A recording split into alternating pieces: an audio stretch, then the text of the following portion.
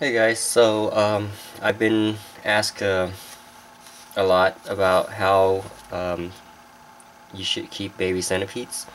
So I decided to make a video to answer all your questions in one video, so I guess. So for me, I will either use this or I use a deli cup like this, and you can use a taller one. You know, if you're like a first-time keeper, or if you don't have that much experience working with peas. Um, I've been working with them for a while now, so I feel pretty comfortable having them on a a a lower dish like this. And so yeah, but if you are new to centipedes, I recommend you keep them in a taller one, you know. Um, but yeah, so you can keep them in this or this. What I do is I keep centipedes that are about half an inch to an inch big in this kind of container. And when they're that small, you actually don't really need to make holes or anything, because they're so small that they can actually get out. And I have had that problem before. So as long as the substrate is like kind of moist, not like wet or damp or anything like that, but just slightly moist like that, and then I recommend that you spray the side. Give me a second. Alright, so just spray the side like so, like, so there's like droplets of water on the side, and you can do that like once a week, and they should be fine. They'll drink from it. Alright, so that's what I recommend you do. Or you keep them in a slightly larger container like this. It's even better, but without the holes, of course. And then you can have a little water cap, like a one of those bottle water caps. Put in the middle, and just put water in there, and it should be good. The reason that I keep them in this in this little container is because I'm trying to save space. I have a lot of them, so I'm trying to save space.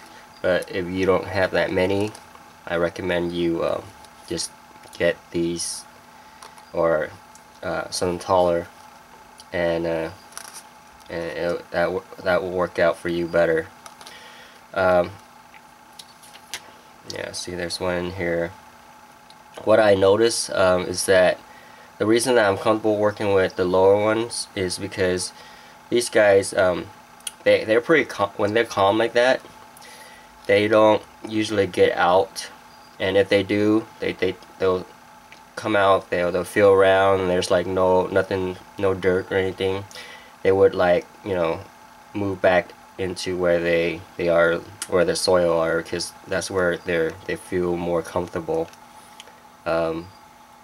But when they panic, which means that they're like running around like crazy, and I wouldn't open the lid at that time, or if I do, I open it partially, because they can, when they're in a panic mode, they usually will run around, and they'll jump out, and they'll run out, and that's when you're gonna have a problem of losing a centipede, or having to catch one. So yeah, that's I hope that answers your question about what size container. Another thing about container size is that when you keep them in like not too big of a container, I mean, like, more space is better. That's great. But when you keep small animals, like baby stuff, you want to kind of like keep a close eye on them, where they are most of the time, or at all time, so that it's easier for you to feed them, and keep a watch on what's going on with them. When it comes to larger centipedes, once their life is pretty set, and you kind of get an understanding of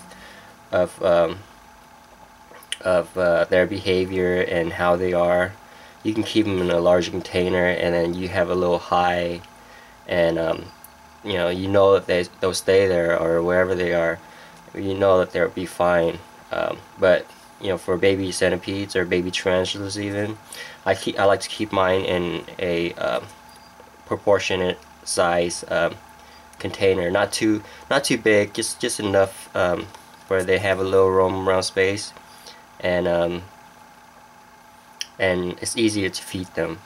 Feeding them is it's more important. And so yeah, these are my polymorpha.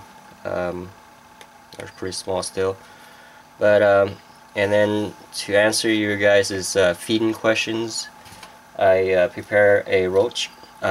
Usually what I like to do for larger centipedes is I like to break out the legs, and then I notice that they don't like to eat the wings, so I cut off the wings and I just leave the roaches live in their container like this, so the roach can't move anywhere, and they'll stay alive for a while, and then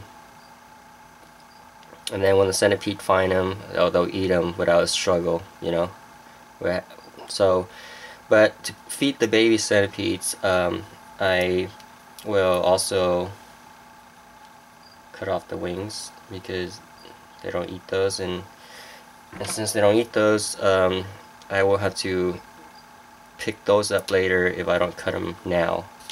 So I might as well just get it out of the way now. And then you can cut the roach this way, or you can cut the roach this way. For small centipedes, really small centipedes, I just cut them in 4 even. So I just go down.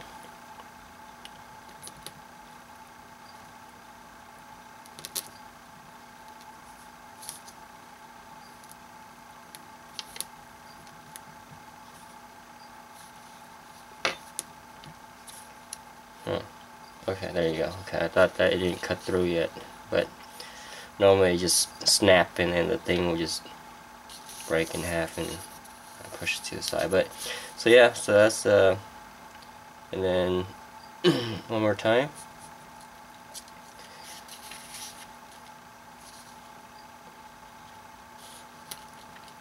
And once more. Alright, so I have 4 pieces and I just see where the centipede is. So I'll just leave it like with the open flesh part up. So right when the centipede touches the flesh part, it will know that that's food. As opposed to, well, yeah, if they touch the hard shell of the roach, they would think that, hey, it's a big roach, and it might hurt me or something, and they'll run away. I'm sorry. Yeah, so I just leave the open soft part up, and I do the same for baby tarantulas. If they're too small, I don't really like to bother with pinhead crickets or even baby roach or fruit flies. Those guys just jump everywhere, and I find that just annoying.